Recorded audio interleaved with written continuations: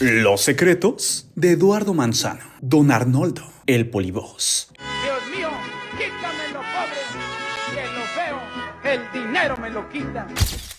En medio del bullicio de la Ciudad de México de los años 50, nació un hombre cuya voz y humor transformarían la televisión mexicana. Un hombre que desde joven entendió que las risas podían sanar, podían unir, podían cambiar la realidad, podían traer felicidad, podían mejorar la vida. Su nombre, Eduardo Manzano. Este es el viaje de su vida, sus triunfos, sus caídas, sus máscaras, su verdad. Eduardo Manzano nació el 18 de julio de 1938 en la Ciudad de México. Estudió ingeniería electrónica en el Instituto Politécnico Nacional, pero su vocación fue otra: la imitación, las voces, el teatro. Inspirado por figuras como José Ángel Espinosa Ferrusquilla, que para las nuevas generaciones no saben ni quién es, pero en esa época era una leyenda. Gracias a Ferrusquilla y otros grandes, él descubrió que podía transformar su talento en comedia. Él descubrió que quería hacer reír a las personas y hacerlas felices. En 1959 participó en el programa radiofónico teatral La Hora del Imitador. Allí conoció a Enrique Cuenca, con quien formaría una de las duplas más emblemáticas de la comedia mexicana, los Polivoces. Ellos hacían muchas voces, es decir, muchos personajes, y cada uno de ellos serían legendarios. Es así que entre risas, voces imitadas prestadas y sueños firmes, nació la leyenda.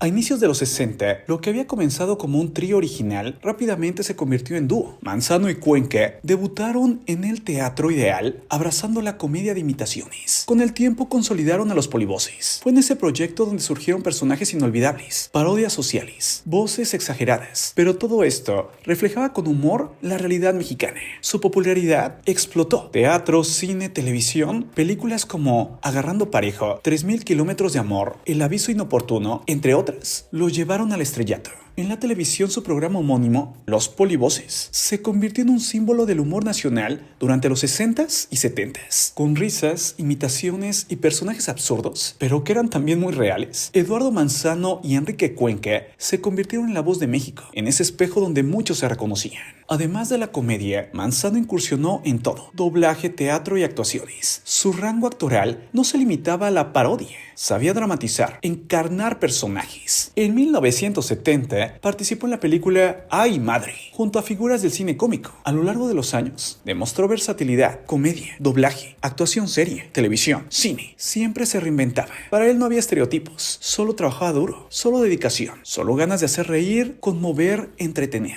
Pero todo lo que tiene un principio tiene un fin, y a mediados de los 70s, la dupla que había sido leyenda se disolvió. Pero lejos de desaparecer, Eduardo siguió, con su propia visión, con su propio ritmo. Estelarizó su programa El Show de Eduardo II, que se transmitió de 1976 a 1981. Aunque cambió el nombre, mantuvo su esencia: humor blanco, sátira social ligera, personajes memorables. En esa época, también participó en el teatro, en el cine, en el doblaje, consolidándose como un actor serio, pero que sabía hacer reír. Para muchos, la separación entre ambos fue muy dolorosa. Para muchos, la separación pudo haber terminado con la historia de Eduardo. Pero no, para Eduardo fue simplemente un nuevo comienzo, con más experiencia, más compromiso, más convicción, y no renegaba de su pasado, pero sí quería hacer un nuevo futuro. Eso sí, su vida no solo fue felicidad, también tuvo cosas perturbadoras. El 22 de agosto de 1998, Eduardo Manzano protagonizó un episodio de película. Fue herido de bala al intentar detener un asalto en un restaurante, con tal de defender a su esposa y a sí mismo. A pesar del incidente, sobrevivió, volvió, demostró que su compromiso con su familia y con su carrera era más fuerte que el miedo. Con una vida de altibajos, decisión y persistencia, Manzano se convirtió en ejemplo de dignidad, de coraje, de hombre que no se deja vencer.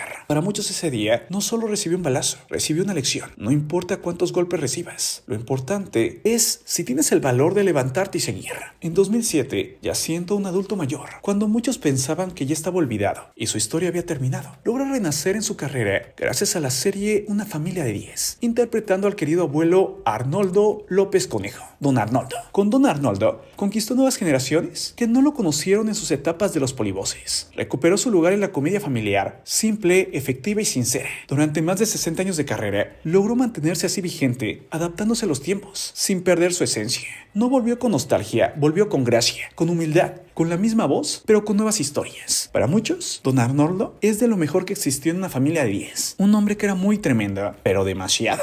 Ahora bien, Eduardo Manzano se había casado con Lourdes Martínez, cantante del trío Los Impala, y tuvieron 3 hijos, Mariela, Ariel y Eduardo Manzano Martínez. Eduardo Manzano Martínez es igualito a su papá. Incluso no parece que tuvo un hijo con él, sino más bien que lo clonó. Y el mismo cariño y carisma que tenía su papá, su hijo lo tiene. Algunos de sus hijos siguieron sus pasos. Se dedicaron también al humor, imitación y actuación. Sus compañeros, colegas, familiares y fans han definido su legado no como un comediante, sino como un ser humano de buen corazón, generoso, humilde, trabajador, que nunca olvidó sus raíces ni su compromiso con la risa, porque detrás de cada chiste había un padre, detrás de cada personaje había un hombre que amaba a su familia, y detrás de cada aplauso había sacrificio, entrega y pasión. Aquí cabe una aclaración muy importante. A diferencia de otros artistas, cuya vida está rodeada de escándalos públicos, rumores o controversias constantes, con don Eduardo Manzano no hay. Hasta donde los registros muestran, un gran escándalo mediático nunca manchó su nombre. Y sí, estuvo el episodio serio del asalto, donde resultó herido, pero no fue un escándalo, fue una acción noble. Defender a su esposa y a sí mismo. Su integridad quedó demostrada. Y en sus últimos años, incluso con dificultades de salud reportadas, como una infección biliar en 2021, siguió luchando, trabajando, entregando su talento y nunca dio lástima. Siempre mostraba su grandeza. Este es un final legendario. Eduardo Manzano vivió 6 décadas de arte, risas, creación. Fue parte de una dupla legendaria. Fue un actor, imitador, comediante, padre y compañero. Se reinventó, se levantó tras golpes, se adaptó al paso del tiempo y lo más importante, nunca traicionó su esencia. Cuando alguien recuerda a los polivoces, lo recuerda con muchísimo amor y cariño. Cuando alguien ve a una familia de 10, se ríe y lo disfrute. Cuando alguien ríe con sus personajes, Eduardo Manzano entra en su corazón, con su voz, con su humor, con su humildad, con su legado intacto. Gracias por todo, Eduardo Manzano. Si te preguntas, ¿qué pasó? ¿Cuándo lo hirieron? Bueno, Eduardo Manzano en esa época tenía 61 años. Todo ocurrió en 1998. 3 delincuentes entraron a un estudio fotográfico donde él estaba. Despojaron de sus pertenencias a las personas y presuntamente querían robar el auto del actor. Los agresores comenzaron a disparar y el comediante, quien portaba un arma, repelió el ataque. Manzano recibió un tiro, pero aún así resistió. Uno de los asaltantes cayó sin vida. Los otros 2 huyeron. Él quedó detenido por lo que pasó, pero colaboró con todo. Su esposa dijo que ya habían vivido varios asaltos y que por eso simplemente él se defendió. Incluso estando en el hospital, lo amenazaron y le dijeron que tenía los días contados, pero ni aún así se rindió. ¿Cómo falleció? Falleció en paz, dormido. Se fue como los reyes. Incluso eso dijo su hijo. Los secretos de Juan Gabriel. Se levantó del infierno para volverse inmortal. Tenía la necesidad de trabajar y superarme. Hay vidas que nacen bendecidas y hay vidas que nacen marcadas por el dolor. Pero muy pocas veces, una vida que puede empezar en el infierno puede terminar convertida en la eternidad. Hoy te contaré la historia de un chico pobre, abandonado por el destino, que en lugar de romperse, decidió cantar. Un niño que usó sus heridas como letras, su tristeza como inspiración y su alma como instrumento. Hoy conocerás la historia de Alberto Aguilera Valadez, pero que el mundo entero conoció como Juan Gabriel, el Divo de Juárez. Una leyenda, porque sí, es una leyenda, que desafió la pobreza, la cárcel, la discriminación, la soledad más absoluta e incluso la muerte. Porque hoy en día muchos están seguros que está vivo. Ponte cómodo, porque esta no es solo la biografía de un artista, es la historia del hombre que convirtió el dolor en música y la música en inmortalidad. Esta es una biografía legendaria. Juan Gabriel nació el 7 de enero de 1950 en Parácuaro, Michoacán, México. Su madre, Victoria Valadez, pobre, agotada, sin recursos. Su padre, Gabriel Aguilera, un hombre trabajador que cayó en una profunda crisis nerviosa y fue internado en un hospital psiquiátrico cuando Alberto era apenas un bebé. Sí, su inicio fue brutal. Es por eso que desde que su padre quedó internado, la familia quedó completamente rota. Su madre, incapaz de mantener a tantos hijos, se trasladó con ellos a Ciudad Juárez, pero el dolor no terminó allí. A los 4 años, Alberto fue ingresado en la escuela internado del tribunal. Años oscuros, años de soledad, años donde el pequeño Alberto lloraba por las noches pidiendo volver a ver a su madre, una madre que ya no podía cuidarlo. ¿Qué le hicieron en aquel lugar? Nadie lo sabe. Aún así, en ese lugar también encontró su primera guía artística, Juan Contreras, un maestro de oficios que lo dejó cantar, tocar la guitarra y por primera vez soñar. Ese hombre, dicen, fue el primer ángel en su vida, una luz en medio de la oscuridad, un faro en medio del abandono. Es así que él se convirtió en un niño que se refugió en la música. A los 13 años Alberto dejó el internado y regresó con su madre. Pero ya no era el niño triste de antes. Cantaba en la escuela, cantaba en la calle, cantaba en cualquier lugar donde pudiera sobrevivir. Empezó a trabajar en bares de la ciudad Juárez, como Noa Noa y La Playa. Ahí nació su nombre artístico, Adán Luna. Era un joven tímido, frágil, de voz espectacular, un diamante sin pulir. En 1968, con tan solo 18 años, Alberto viajó a la Ciudad de México en busca de una oportunidad. Pero la ciudad, que a veces puede ser un ángel y a veces un monstruo, come personas, no tuvo piedad con él. Es así que Alberto Aguilera durmió en plazas, cantó en camiones, fue rechazado y la pobreza lo persiguió como un fantasma. Hasta que ocurrió la peor injusticia de su vida. Fue acusado falsamente de robo en una fábrica donde trabajaba. Lo encarcelaron. Es así que Juan Gabriel estuvo en prisión y allí tal vez comenzaron los capítulos más oscuros de su historia. Lo metieron en una de las peores cárceles del mundo, el reclusorio de Lecumberri, uno de los lugares más temidos de México. Alberto entró en 1970 sin familia, sin dinero, sin nadie que lo defendiera. Y aún así, dentro de los muros más crueles, en la mayor oscuridad, donde le pasaron cosas terribles, la música volvió a salvarlo. Las autoridades del penal descubrieron su talento y lo dejaron cantar para otros presos. La música se convirtió en esperanza en su vida. Allí conoció a la Prieta Linda, la famosa cantante, quien lo visitó, escuchó su historia y se conmovió profundamente. Ella pagó abogados, lo ayudó a salir libre y lo llevó directamente a RCA. Esa mujer fue el puente entre el infierno y el cielo. Una vez libre, firmó contrato con RCA y decidió que Adán Luna no era suficiente. Tomó el nombre de su padre Gabriel y el nombre de su maestro que lo inspiró, Juan Contreras. Y así nació Juan Gabriel. En 1971 lanzó su primer disco, El Alma Joven, con el sencillo No Tengo Dinero, tema que lo convirtió en una sensación inmediata. Era el comienzo de una carrera que cambiaría la música latina para siempre. Llegaría entonces el ascenso imparable. Durante los años 70 y 80, Juan Gabriel se convirtió en una máquina de composición. Escribió más de 1800 canciones, entre ellas Amor Eterno, Querida, Hasta que te conocí, Abrázame muy fuerte, Yo no nací para amar, Se me olvidó otra vez. Lo que pocos sabían es que cada una de ellas era una historia real, era una herida abierta, convertida en arte. Su música fue interpretada por Rocío Dúrcal, Estela Núñez, Isabel Pantoja, Lucha Villa y centenares más. Su éxito fue global. Sus canciones estaban en todas partes. Su voz se volvió patrimonio emocional no solo de México, sino del mundo entero. Juan Gabriel llegaría entonces a Bellas Artes, el primer artista popular en lograrlo. Sí, ¿quién se iba a imaginar que él le abría el camino a tantos? Y lo hizo. Llenó estadios, vendió millones de discos, fue amado por el mundo entero. Pero detrás del brillo abrió una guerra interna. Vivió una vida de trabajo obsesivo, dolores familiares, conflictos legales por regalías y un cansancio físico indescriptible. Aún así, nunca dejó de componer. Para él la música era su aire. Sin ella moriría, su oxígeno. Entre los 90 y los 2000, Juan Gabriel se consolidó como el compositor más importante de América Latina. Grabó con orquestas sinfónicas, fusionó géneros, interpretó con mariachi, pop, balada, bolero. Tiene una habilidad única: convertir lo cotidiano en poesía. Nadie escribía como él, nadie interpretaba como él, nadie cantaba como él y nadie vivía su música, la música, como él. El 26 de agosto del 2016 dio su último concierto en Los Ángeles, California. Llenó hasta el tope. Aplausos en cada canción, pero ya se le veía muy cansado. Su voz seguía impecable, pero su cuerpo ya no. 2 días después, el 28 de agosto del 2016, Juan Gabriel fallecería en Santa Mónica, California, Estados Unidos, a causa de un infarto fulminante con tan solo 66 años. México entero lloró, Latinoamérica entera lloró, el mundo entero lloró. Todo se detuvo.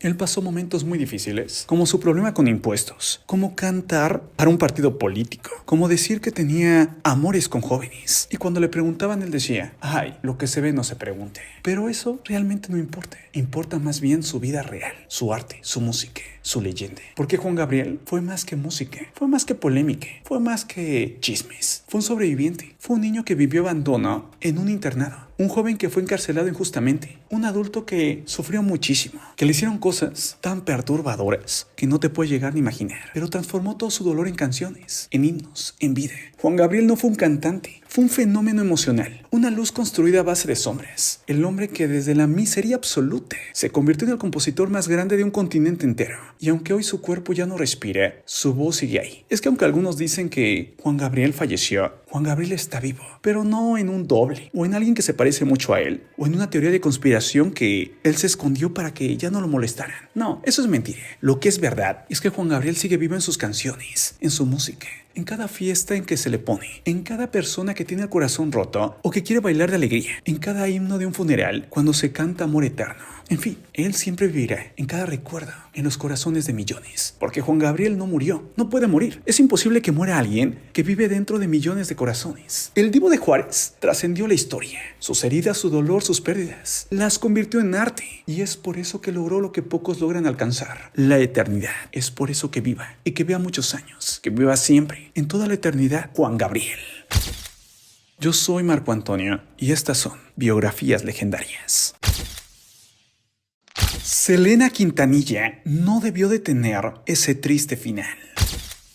Dicen que hay estrellas que viven tan poco que es muy injusto, porque debieron de brillar más. Dicen que algunos seres humanos vienen al mundo con una misión tan grande en la vida que simplemente la cumplen y se van. Hoy conocerás la historia de una mujer que no solo conquistó la música, sino que unió culturas, rompió barreras y se convirtió en un símbolo eterno de una generación. Selena Quintanilla Pérez, Selena. Pero esta no es la típica historia que ya conoces. Hoy vivirás los momentos exactos que marcaron su destino y la tragedia que arrebató al mundo una de las voces más grandes de la historia. Y porque ella no debió de haber tenido ese triste final. Hoy conocerás los secretos y las verdades de Selena. Selena Quintanilla, Selena, nació un 16 de abril de 1971 en Lake Jackson, Texas, hija de Abraham Quintanilla Jr. y Marcella Ofelia Zamora, de origen mexicano y cherokee. Su familia vivía en una casa pequeñita, de clase humilde y trabajadora. Selena era la menor. Suzette, la hermana mayor, y Avi Quintanilla, su hermano y futuro productor musical. A los 3 años, Abraham le escuchó cantar por primera vez. Estaban en la cocina. Selena tarareaba una canción mientras Marcella preparaba la cena. Abraham entró, la escuchó y su vida cambió. La tomó en brazos y dijo: "Esta niña tiene un don", pero ese don sería puesto a prueba.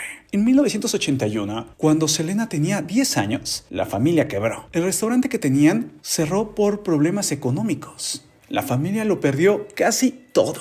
Abraham estuvo a punto de rendirse, pero no lo hizo. Compró instrumentos usados, transformó el garaje en un pequeño estudio improvisado y así nacieron Selena y los Dinos. Selena empezó a cantar en inglés, porque era su idioma nativo, pero Abraham insistió: "Si quieres triunfar en Texas, debes cantar en español". Selena no hablaba español fluido, pero lo aprendió fonéticamente, repitiendo sílabas por sílabas. Se equivocaba mucho, se frustraba, lloraba, pero nunca se rendía. A los 11 años ya cantaba en ferias, fiestas, estacionamientos de supermercado, shows pequeños, duros, mal pagados. Pero ahí estaba forjando algo muy grande, una leyenda. La adolescencia de Selena no fue nada normal. No hubo fiestas escolares, no hubo salidas, no hubo vida social. Lo que sí hubo era kilómetros de carreteras, noches enteras sin dormir y una fe inquebrantable. A los 15 años ya tenía un ritmo laboral de adulto. Cantaba hasta 7 días a la semana. Fue en ese periodo cuando apareció un momento clave. En 1986 llegaría el premio a Mejor Vocalista Femenina en los Tejano Music Awards. Tenía 15 años y venció cantantes mucho mayores. La industria del tejano se empezó a preguntar: ¿quién es esta niña con esta voz de ángel que parece realmente sacada del mismo cielo? Ese mismo año, el músico y productor Rick Treviño le dio una oportunidad en La Onda Tejana, un programa de televisión. Selena apareció con un atuendo hecho por ella misma. Desde ese día, diseñaría casi toda su ropa. En 1989, firmó con EMI Latin. El ejecutivo José Bear dijo: "Cuando la escuché, supo que sería la próxima Gloria Estefan". Pero estaba equivocado. Selena no sería la próxima nada. Selena sería la primera Selena.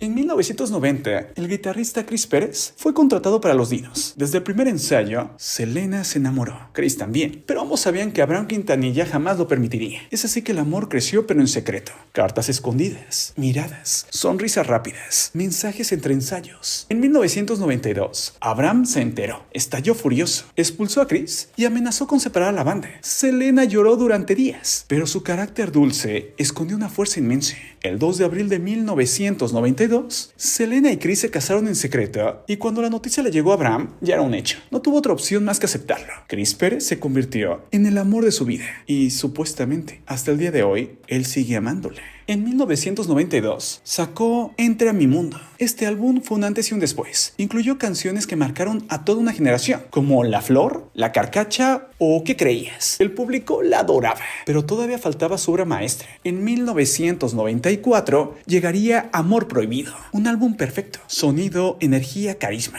Selena era ya la reina indiscutible del Tex-Mex, sí, de la música México-tejana. Luego los Grammys, las giras masivas, cantó en inglés, la preparación de su álbum anglosajón llamado Dreaming of You. Selena estaba a punto de convertirse en una superestrella global. El mundo estaba listo para ella, pero alguien no estaba listo. En 1991 llegó a su vida una fan, pero no cualquier fan. Decía ser la número 1 y estaba obsesionada con Selena. Su nombre, Yolanda Saldívar, una enfermera de San Antonio. Primero pidió fundar un club de fans. Selena lo aceptó. Parecía amable, servicial, casi maternal. Pero a los pocos meses, Yolanda se volvió indispensable. Controlaba información, controlaba la agenda, controlaba accesos, controlaba demasiado. En 1994, Selena abrió sus boutiques en Corpus Christi y San Antonio. Yolanda fue nombrada gerente, una decisión fatal. A finales de 1994 comenzaron los problemas. Fans se quejaron de no recibir mercancía. Empleadas acusaron maltratos. Faltaban documentos, cheques y facturas. A principios de 1995, Abraham descubrió que Yolanda había robado miles de dólares. La confrontación ocurrió el 9 de enero de 1995. Abraham la encaró. Yolanda temblaba, lloraba e inventaba excusas. Terminó despedida, pero Selena, con su gran corazón, la perdonó o trató de hacerlo. Aún le tenía aprecio, confiaba en ella. Yolanda sabía eso y lo usó a su favor.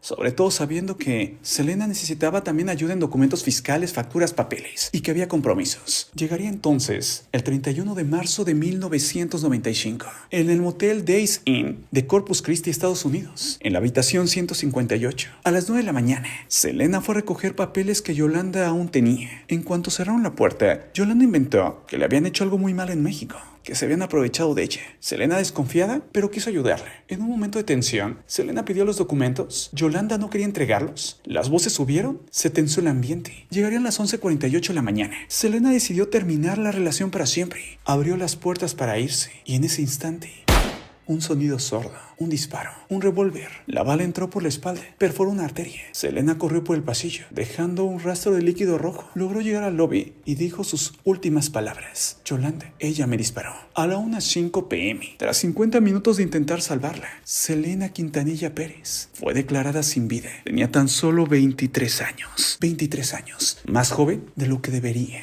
haber fallecido. Tenía una gran vida, iba a brillar, y apagaron su luz. Pero cuando falleció la persona, llegó la leyenda. Selena no fue un ícono, fue un puente, un símbolo, una luz entre dos mundos. En 1995, más de 60,000 personas asistieron a su funeral. Su álbum póstumo, Dream of You, debutó como número 1 en Billboard, algo nunca antes logrado por un artista latino. Selena no murió ese día, porque una estrella así no se apaga, se expande, se vuelve inmortal. Y aunque su vida fue breve, su impacto fue eterno. Selena nos enseñó que los sueños no entienden fronteras, que el talento no sabe de idiomas, que una persona, una sola, puede transformar el mundo. Selena vive en cada una de sus canciones, en cada flor, en cada joven que sueña con un escenario y en cada corazón que aún le escucha. Porque una leyenda como Selena no muere, es una reina, y una reina trasciende, y Selena es eterna. Algunos creen que se confió demasiado. Por esa confianza, falleció. Y si no hubiera tenido esa confianza, demasiado inocente, no le hubiera ido tan mal. Por eso no debió de haber fallecido Selena. Pero te repito, tal vez el cuerpo de Selena falleció, pero su leyenda vivirá para siempre. Selena es eterna. El amor prohibido de Don Ramón y la bruja del 71. Dicen que los amores más intensos son esos que no salen para todos, los que no se dicen, los que viven y mueren en silencio, pero también son los que más duelen. Hoy te contaré una historia que pocos conocen, una historia que no nació en un cuento de hadas, sino en un set de televisión, donde todos se reían, pero había alguien que amaba a otro. Ella era Angelines Fernández, la bruja del 71, quien en la vida real adoraba, amaba a Don Ramón. Y detrás de esas máscaras que hicieron reír a millones, existió un amor que nunca se rompió, ni siquiera con la muerte. Ponte cómodo, porque lo que estás por escuchar es la historia más triste, pero también más hermosa y más humana de todo el Chavo del Ocho. Angelines Fernández Sabat nació el 9 de julio de 1922 en Madrid, España, y su infancia no tuvo nada de mágica. A los 14 años, la Guerra Civil Española la alcanzó como un rayo. Las bombas cayeron en su barrio. Los disparos se escucharon desde la ventana. Ella, siendo apenas una adolescente, vio la oscuridad más profunda del ser humano. Pero en ese caos, tomó una decisión que cambiaría su destino. Se unió a la resistencia antifranquista como colaboradora. Sí, la tierna bruja del 71 del futuro. Fue una joven que desafió a una dictadura real. A los 20 años, Angelines Fernández huye de España, cruza océanos, huye de la represión, busca un futuro donde nadie la silencie. Y ese futuro estaba en México. En 1947, México se convierte en su nuevo hogar. Allí conoce a gente poderosa del cine de oro: Arturo de Córdoba, Luis Aguilar y Fernando Fernández. La vida parece abrirse como un telón recién iluminado. En los años 50 y 60, Angelines actuó en películas como El Águila Negra, Los Vampiros de Coyoacán, La Casa del Terror o La Corte del Faraón. Pero su destino cambió en 1968, cuando un comediante delgado, carismático y de un humor muy fino la recomendó para un nuevo proyecto de comedia que no sabían que se iba a volver legendario. Ese hombre era Don Ramón Valdés, y Angelines aceptó inmediatamente, porque si Ramón lo decía, ella confiaba. Ramón Valdés ya era un actor consolidado. Había nacido en 1923 en la Ciudad de México. Era parte de una familia legendaria en el cine, los Valdés. Sus hermanos, Tintán y el Loco Valdés. Ramón tenía una cosa que pocas personas pueden presumir: un carisma natural, una luz en los ojos, un humor que no se fingía. Cuando Angelines lo conoció, quedó encantada. No enamorada todavía, pero sí profundamente conectada. Ramón era protector, era amable y tenía un alma que parecía no encajar en el mundo. Angelines, por su parte, tenía una herida de guerra en el corazón. Sabía de pérdidas, sabía del dolor, sabía del silencio. Dos almas cansadas, pero vivas. Fue Chespirito quien los juntó definitivamente para El Chavo del Ocho en 1971. Y ahí ocurrió lo inevitable. Y es que Don Ramón y Doña Clotilde, la bruja del 71, hicieron magia. Cuando Angelines recibió el personaje de Doña Clotilde, no sabía que estaba a punto de escribir un capítulo eterno en la comedia mundial. Pero la magia surgió por una razón que el público nunca vio. Angelines Fernández amaba profundamente a Ramón Valdés. Y lo que vemos en pantalla no era actuación, era real. Cuando Doña Clotilde miraba a Don Ramón con ternura, era Angelines mirando a Ramón, el hombre, no al personaje. Cuando se ponía nerviosa con él, era Angelines Fernández luchando con sentimientos que jamás confesó. Y cuando Ramón le decía Ron Damón, ella sonreía de verdad. ¿Pero fueron pareja? No, nunca lo fueron oficialmente. ¿Se amaron? Sí, pero cada uno a su manera.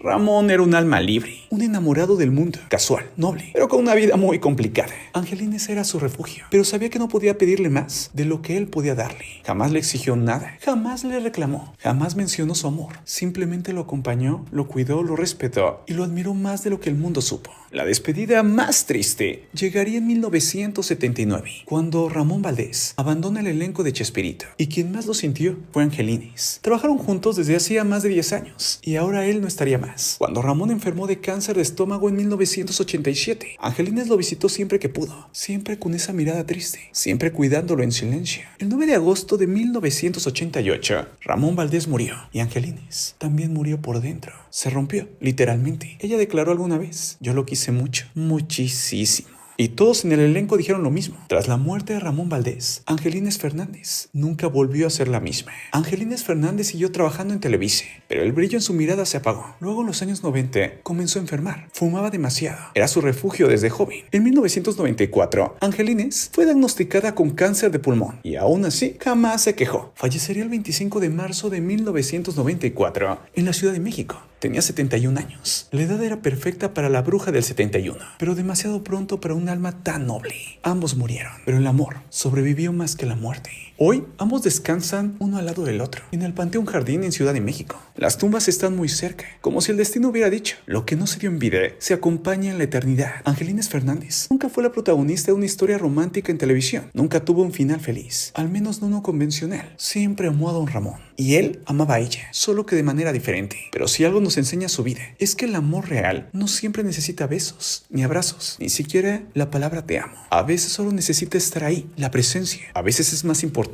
Ramón fue su alegría. Angelines Fernández amó en silencio, pero amó de manera fiel. Y aunque ella lo amó más de lo que él supo, la historia de ambos sigue viva. En cada capítulo, en cada risa, en cada recuerdo. Porque hay amores que no se dicen, pero se quedan grabados para siempre en el corazón del mundo.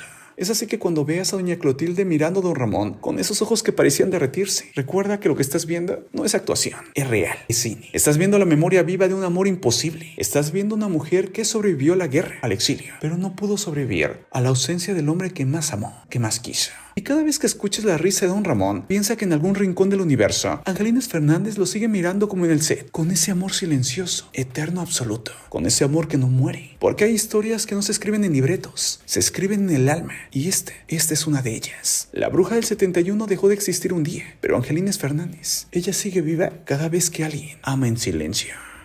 ¿Qué le pasó a Robin Williams? Hay personas que iluminan el mundo mientras por dentro viven en la oscuridad más profunda. Hay artistas que nacen para hacer reír, pero su alma está hecha para sentir demasiado. Esta es la historia de un hombre que marcó a millones, que interpretó a maestros, genios, doctores, extraterrestres y soñadores, pero que nunca dejó de luchar contra sus propios monstruos. Hoy conocerás la vida y el triste final de Robin McLaren Williams. Robin Williams, el hombre que convirtió la risa en arte y el dolor en silencio. Robin Williams nació el 21 de julio de 1951 en Chicago, Illinois, Estados Unidos. Hijo de Robert Fitzgerald Williams, un alto ejecutivo de Ford, y Lori McLaurin, una exmodelo y actriz aficionada. Su infancia estuvo marcada por dos cosas: soledad y creatividad. La casa era enorme, silenciosa. Su padre casi nunca estaba. Su madre entraba y salía de compromisos sociales. Robin pasaba horas en el sótano jugando con soldaditos de plástico. No hablaba con otros niños, pero hacía voces para que cada uno de sus juguetes tuviera vida. Años después, él diría: mi primer público fui yo mismo. En 1963, la familia se mudó a Birmingham, Michigan, Estados Unidos. Allí asistió a Detroit Country Day School, donde destacó por su timidez, pero su gran inteligencia. Era un niño brillante, disciplinado, pero profundamente inseguro. Cuando cumplió 16 años, la familia se mudó otra vez, esta vez a Marin County, California. Sí, lugares lejanos el uno del otro. Ahí entró a Redwood High School y algo cambió. Robin descubrió el teatro. Su primera obra escolar fue The Man in the Dog Suite. El público rió con ganas. Y Robin entendió algo que jamás olvidaría: la risa puede llenar cualquier vacío, incluso un vacío muy profundo. Tras graduarse, Robin consiguió una beca parcial para estudiar en Claremont Men's College, donde intentó estudiar política, pero abandonó. La política no era para él. Trabajó como mimo, como camarero, como improvisador callejero. Hacía voces en parques, imitaciones en bares, pequeños shows en sótanos. Finalmente entró al College of Marin, donde estudió actuación formalmente. Sus profesores sabían que tenían talento, pero también sabían que tenía un don peligroso: la improvisación salvaje, que si no se controla, podría terminar mal, muy mal. En 1973, Robin audicionó para la escuela más prestigiosa de Estados Unidos, Juilliard, en Nueva York. Fue aceptado, y no solo eso, fue seleccionado para el programa avanzado de actuación, junto a un joven llamado Christopher Reeve. Sí, Superman. Ahí, Robin Williams se hizo muy amigo de Christopher Reeve. Incluso se hicieron mejores amigos para toda la vida.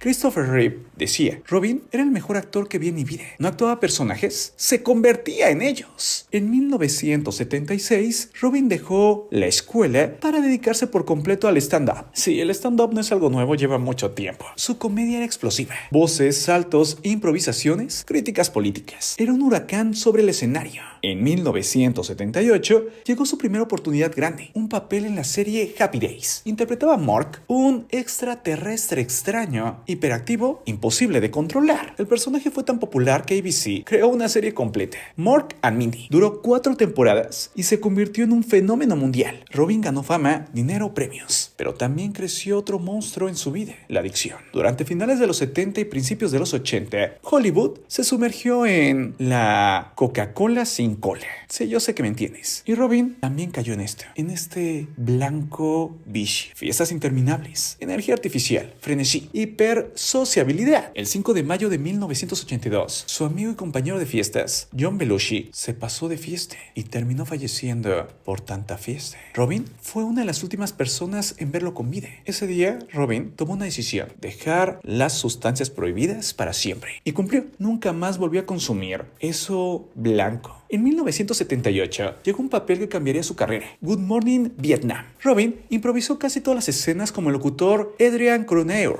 Fue nominado al Oscar por primera vez. Luego vinieron obras maestras como La Sociedad de los Poetas Muertos en 1989, Despertares de 1990 y El Rey Pescador o Pescador de Ilusiones de 1991. Y sobre todo, Papá por Siempre, la nana más famosa en la historia del cine. Es así que Robin se convirtió en un ícono, un rostro universal, un símbolo de humanidad y calidez. En 1994, interpretó al genio de Aladdin. Según la leyenda, la mayoría de los diálogos fueron improvisados. Tanto improvisó que se asegura que la Academia no pudo nominar la película a Mejor Guión porque no sabían qué parte era guión y qué parte era Robin. Robin Williams había redefinido la actuación. Luego llegaría en 1997 Mente Indomable. Su personaje, Sean McGuire, un terapeuta que había perdido el amor de su vida, fue la interpretación más íntima y humana de su carrera. Ganó el Oscar a Mejor Actor de Reparto. Cuando lo recibió dijo: esto es para mi padre, que siempre decía que podía dedicarme a la comedia, pero que mejor estudiara una profesión real. Sí, realmente, la vida de Robin Williams parecía perfecta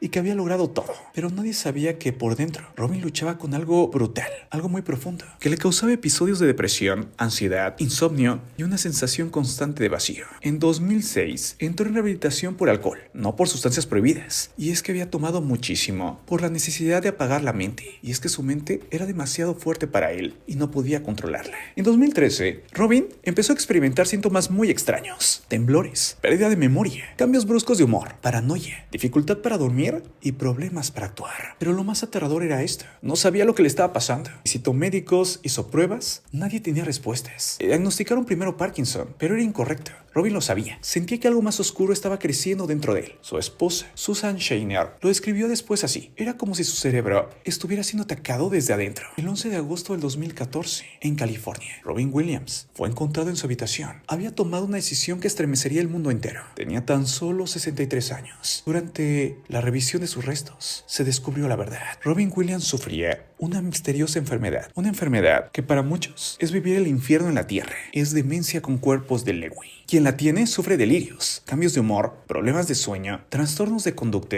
alucinaciones visuales y auditivas, fallos de memoria, fallos de concentración. Es como si tu cerebro ya no funcione, se descompuso, punto. Para muchos, es una de las enfermedades más agresivas, destructivas y perturbadoras de la historia. Los médicos describen su estado como una tormenta en el cerebro, pero quien la sufre lo describe como un infierno. Es así que Robin no murió por desesperación, murió combatiendo una enfermedad que incluso los especialistas no lograron detectar a tiempo. Una enfermedad que destruye la percepción de la realidad. Robin luchó con ella hasta el último día y perdió. Pero perdió contra la enfermedad, pero no con su leyenda. Robin Williams vivió para los demás, para que nosotros riéramos, para que creyéramos en la magia, para que soñáramos. Y aunque él se marchó, su magia nunca lo hizo. Sus personajes siguen enseñándonos que la risa es un refugio. Tiene tantas películas que incluso este video no le hace justicia. Como cuando es un robot, o como cuando es un Peter Pan crecido, o cuando entra en un juego cuando es niño y termina escapando de ahí cuando es adulto. Y así puedo continuar con muchos proyectos más. Y es que Robin es una leyenda. No fue un comediante ni un actor. Fue una luz en la oscuridad. Un recordatorio de que a veces vale la pena ser feliz y reírte.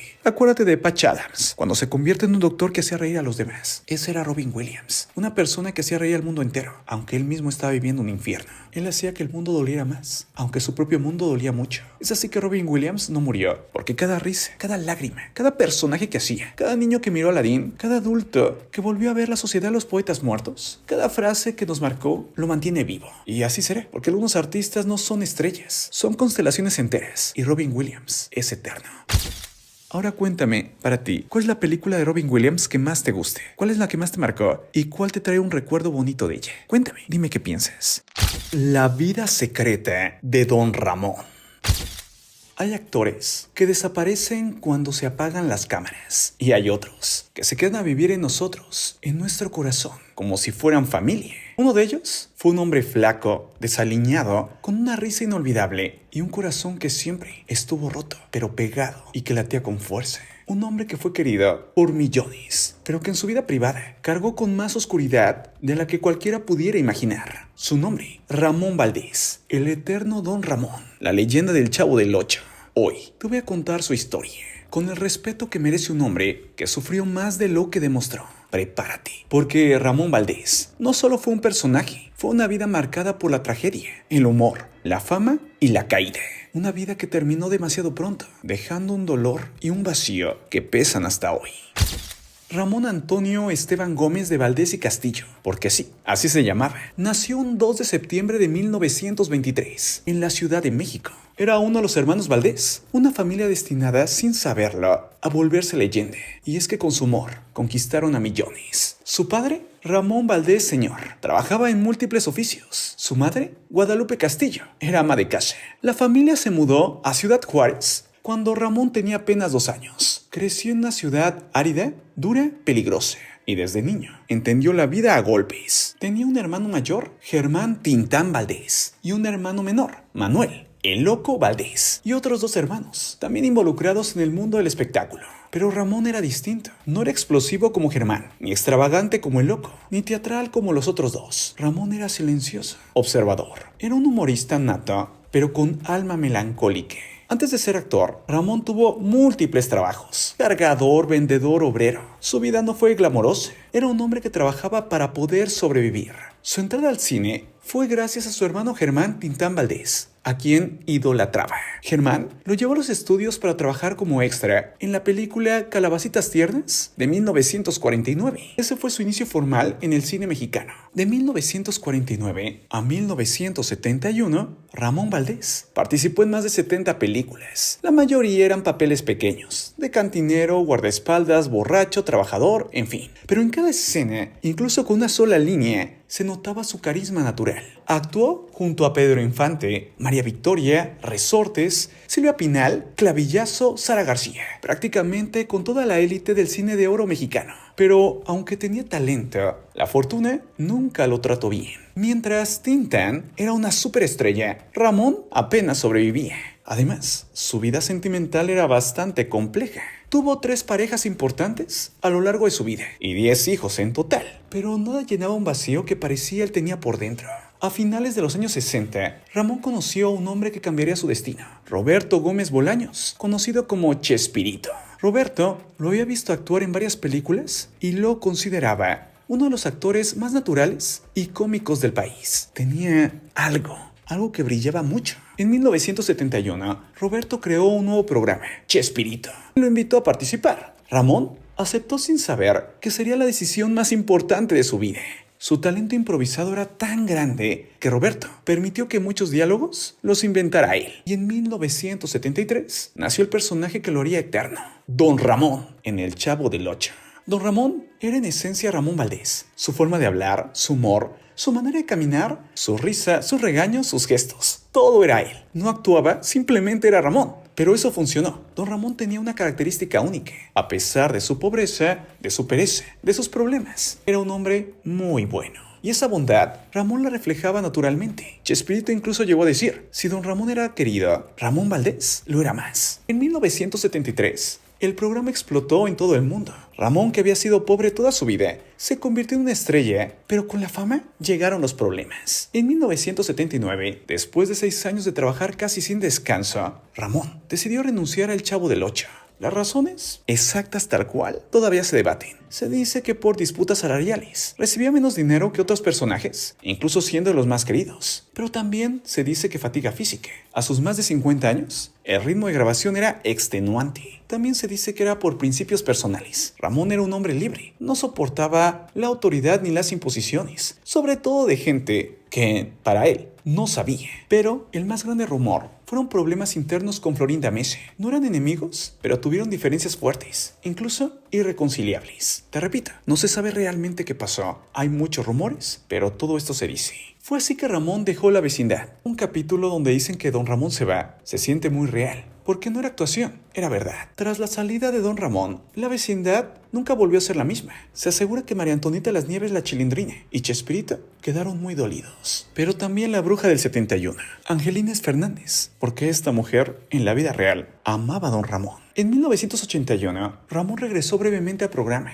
pero ya no era igual. La dinámica había cambiado, la audiencia lo amaba, pero el ambiente en producción era tenso. Poco después volvió a irse, pero esta vez para siempre. También se unió al programa A Que Kiko y más tarde a Federico, junto a Carlos Villagrán. Los programas también tuvieron un poco de éxito, pero no eran lo mismo. Ramón también estaba envejecido, estaba cansado y sin saberlo estaba muy enfermo. De un momento a otro, Ramón Valdés comenzó a tener fuertes dolores en la espalda y en el pecho. Al principio pensó que era cansancio, pero no lo era. En 1985, los médicos le dieron una terrible noticia. Tenía cáncer de estómago. Un cáncer agresivo, doloroso y devastador. Ramón había fumado desde los 11 años. A veces, hasta más de 3 cajetillas al día. Eso le destruyó los pulmones y le dañó el sistema digestivo. Los médicos fueron claros. Si seguía fumando, moriría. Ramón respondió, no puedo dejarlo. El dolor aumentó. Su peso bajó drásticamente, pero aún así seguía fumando. Era un hombre que no sabía vivir sin excesos, sin vicios, pero tampoco sin humor y sin alegría. Sus amigos, su familia, todos sabían que el final estaba cerca. Para 1988, Ramón ya no podía caminar con fuerza. Necesitaba ayuda para moverse. Sus pulmones ya estaban colapsando. Fue internado en un hospital en la Ciudad de México. Ahí lo visitó parte del elenco, la gente que lo amaba. Pero se dice que algunos ya lo encontraron inconsciente. El 9 de agosto de 1988, a las 7:15 de la mañana, Ramón Valdés falleció a los 64 años. Su familia, que siempre fue humilde, lo despidió en una ceremonia pequeña. Se asegura que María Antonieta lloró como si hubiera muerto su propio padre. Angelines Fernández lloró porque se murió su gran amor. Y Edgar Vivar dijo: se nos fue el alma de la vecindad. Pero Ramón fallecería, pero su leyenda viviría.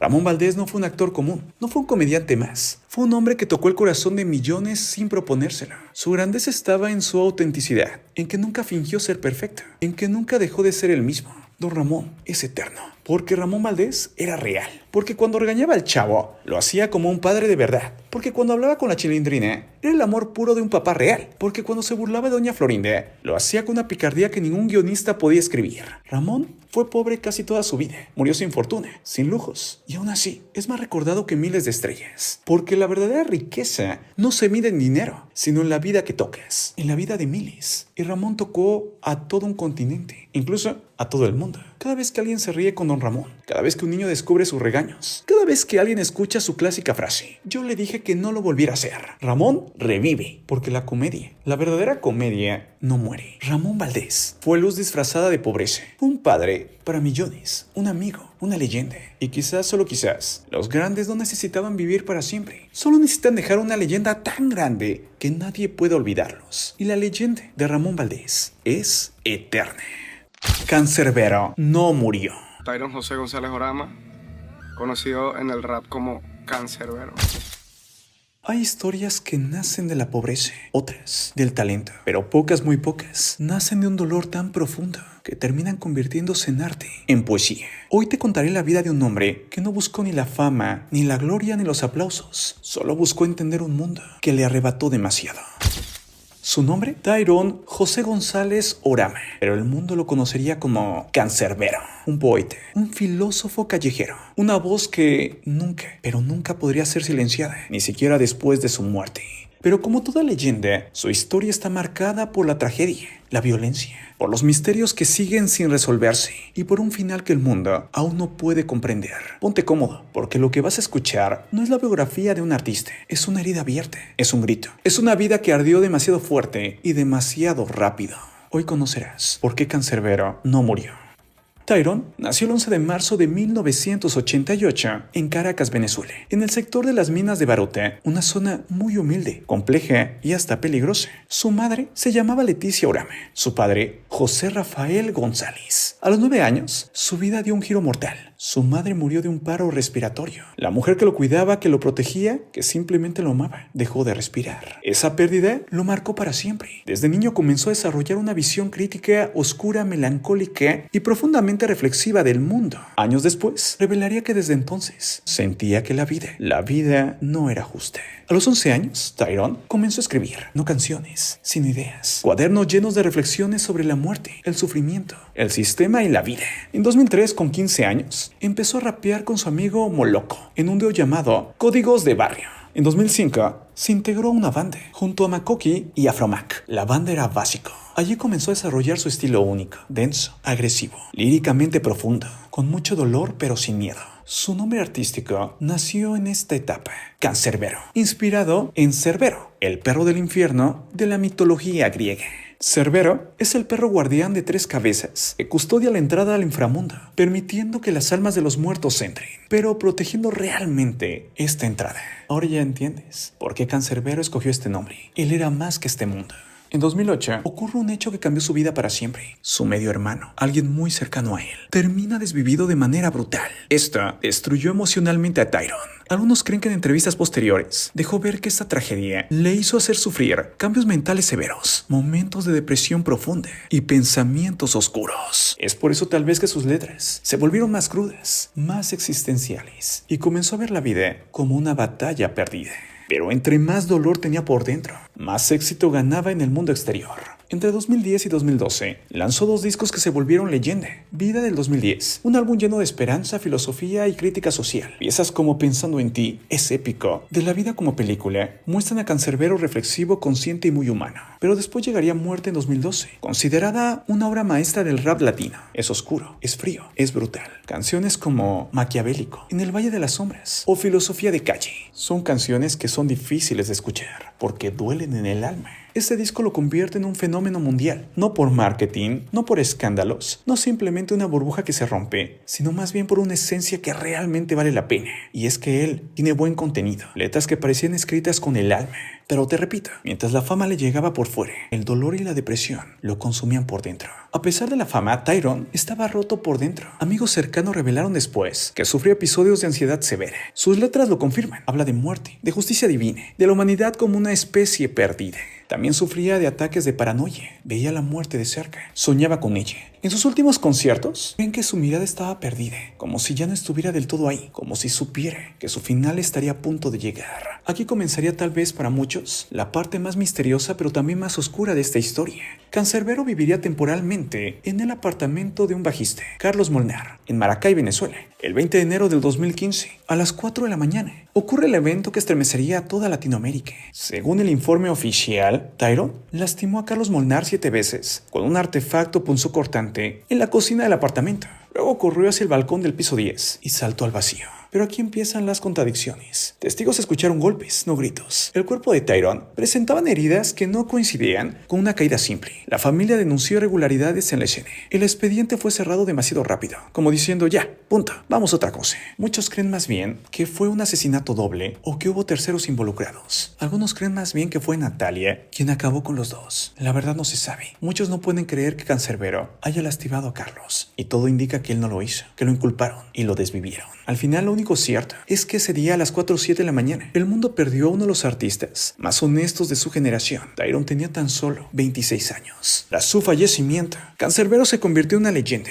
Su música no envejeció, al contrario, se hizo más fuerte. Frases como, yo no escogí nacer, pero escojo qué hacer con mi vida. O no tengo enemigos, ellos me tienen a mí. Hoy son parte de la cultura y del corazón de miles. Su influencia llegó a artistas de todos los géneros. Canserbero no necesitó grandes disqueras, no necesitó millones de dólares, solo necesitó su verdad. Y así como un relámpago que ilumina la noche solo unos segundos, Canserbero vivió poco, pero dejó una marca eterna. Un joven que fue testigo de la violencia, que le arrebató a su madre, a sus amigos, finalmente a sí mismo. Un artista que no pidió permiso para decir lo que pensaba, que no buscaba fama, que no importó encajar. Fue un espejo brutal de la realidad que nos obliga a mirar lo que no queremos ver. La injusticia, las hipocresías, la oscura humanidad. Pero también nos mostró que dentro de esa oscuridad puede nacer el amor y el arte. Un arte que no se vende, que no se calla, que no se olvida. Hoy Canserbero sigue vivo, nunca murió. En cada frase tatuada, en cada fan que lo escucha llorando, en cada joven que se encuentra en sus letras. Una razón para seguir respirando un día más. Porque las leyendas no mueren, se transforman, se multiplican. Y Canserbero se convirtió en vida, una vida que jamás se va. Es por eso que Canserbero no murió. Yo soy Marco Antonio y estas son biografías legendarias.